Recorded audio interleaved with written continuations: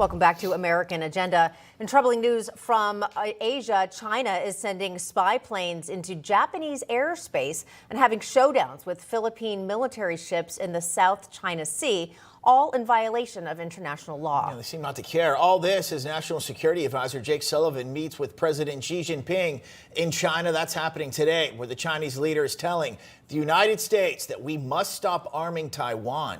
Also, China is aggressively expanding into the, quote, Western Hemisphere through increased manufacturing, such as their brand new electric vehicle factories in Mexico. Joining us now to discuss is the author of Just Another Country and former Fox News Executive Vice President John Moody. John, thanks for coming on American Agenda today. Thanks for having with me. I admire your work. We appreciate Thanks, John. that. Appreciate Thank that. you. Let's talk China. We just laid out a road work there for just a lot of Chinese expansion, aggression, telling the United States to de-arm Taiwan, expansion with manufacturing in our hemisphere, our part of the world here. What are they up to? China does nothing without a reason, and usually it has a very long-term plan for whatever it does. What we're seeing militarily is increased aggression, just short of something that's going to trigger a response. What we're seeing with EV vehicles in Mexico, Mexico is desperate to get into the EV business, and they're not getting as much support as they hope to from American car makers, and therefore they're taking China on and saying, you know what, let's show these gringos what we can do together. So it's all part of a very well-plotted plan, and we're going to see it happening more and more until we punch the bully in the nose.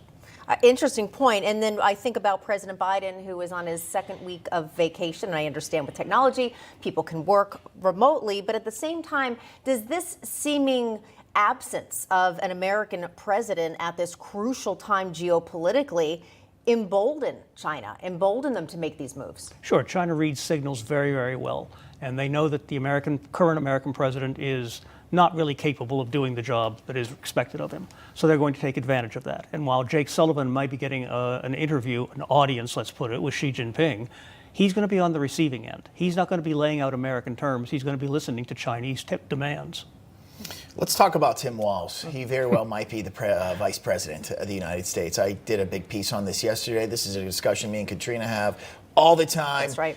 We're not saying, we don't know what to make of it. All these connections he has to China, being a fellow at a university, all the trips, setting up a travel group for kids to go and learn about Chinese culture. He speaks Chinese. Again, not saying that's a bad thing, but now James Comer is probing the FBI to investigate into his connections here. Do you see any red flags? Well, I see red flags with stars on them, like the Chinese flag. Look, I mean, Governor Walz is allowed to do whatever he wants, but when he becomes a candidate for vice president, he has to explain his actions and he has to explain his loyalties. And this is just one more instance where the Harris-Walz ticket doesn't want to answer questions. Very interesting. And you know, it's interesting because I think about where do Americans get their news? People have such short attention spans that we know quick headline read without getting context happens a lot. But we also know that social media is something that is increasingly becoming a reliant news source, if we can even call it that. And there's even a new poll. Half of TikTok users under 30 are using that Chinese-owned social media app to keep up with politics and news. That seems like a contradiction. If we have a Chinese-owned app where Americans are getting the news, even potentially more dangerous as we are heading into this election. Contradiction is the kindest word you could possibly have used, Katrina. Look, TikTok is a menace. There's just no way around that. It's Chinese-owned. Every post, every picture, every smile, every emoji you put onto TikTok goes for storage to the Central Committee of the Communist Party of China. Don't fool yourself. You're not just sending it to a friend, you're sending it to our enemy.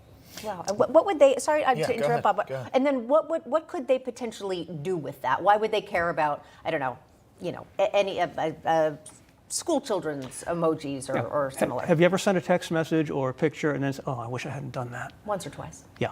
I never have. Well, of course not. not. No, I can see it in your eyes. That's a joke.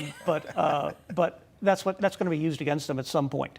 They're going to be elected to Congress someday. They're going to be put into an important job, whatever they're hired for. They're going to go to school and be asked, you know what, would you just keep an eye on your other students and let us know about it? Because otherwise, we're going to release this, and you're not going to be happy about it.